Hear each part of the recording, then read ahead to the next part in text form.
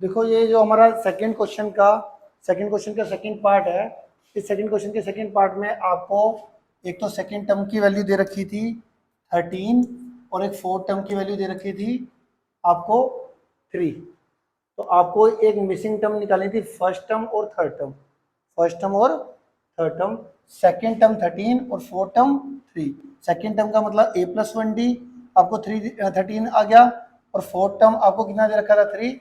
Fourth term का मतलब a+3d=3 आ गया। इनको हमने सब्स्टिट्यूशन मेथड से सोल्व कर लिया। यहाँ से a की वैल्यू निकाली, वो कितनी आई 13 - d, और इस 13 - d को आपने किसमें पुट कर दिया, सेकेंड इक्वेशन में। तो 13 - d a की जगह पे 13 - d यहाँ पे पुट कर दिया, 13 - d, और ये +3d का +3d as it is. 3d में से 1d गया, कितना गया 2d, और ये 13 को मैंने राइट साइड ले गया, 3 - 13 माइनस का प्लस माइनस माइनस साइन बड़े वाले का -10, और ये 2 मल्टीप्लाई में था जो डिवाइड में चला गया, 2 से 10 कैंसिल होके -5। तो d की वैल्यू कितनी आ गई, -5। इस d की वैल्यू -5 को कहाँ पे पुट कर दिया हमने, जहाँ पे हमने एक वेरिएबल की वैल्यू निकाली थी। हमेशा उसको मैं इक्वेशन 3 दे देता हूँ।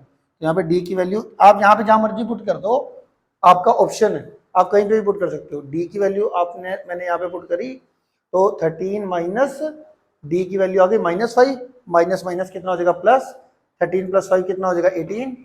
ठीक है, अब आपके पास a भी आ गया और आपके पास d भी आ गया। a और d दोनों के बाद आने के बाद आपको कौन सी निकालनी थी, फर्स्ट टर्म तुम्हारा क्या होगा, फर्स्ट टर्म कितना आया था 28, तो ये तो तुम्हारी फर्स्ट टर्म नहीं होती है, फर्स्ट टर्म तुम्हारी 28 आ गई। और इसके बाद आपने क्या निकालनी थी, थर्ड टर्म क्या होता है a+2d की वैल्यू पुट करी, और आपका a और d तो पता ही है ना आपको, a और d की वैल्यू यहाँ पे पुट करके आपका थर्ड टर्म आ गया।